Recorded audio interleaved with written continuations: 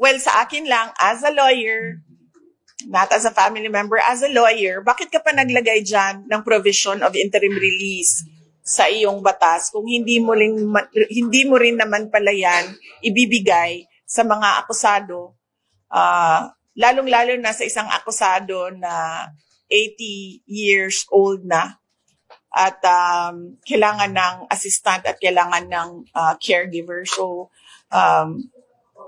parang napakalaking question nun.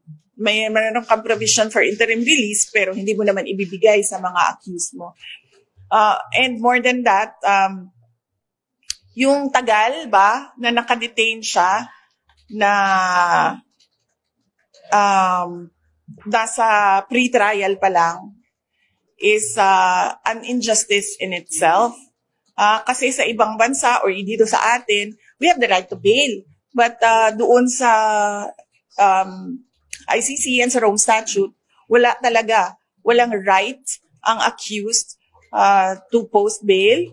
And then ngayon, meron kang interim release pero hindi mo naman ibibigay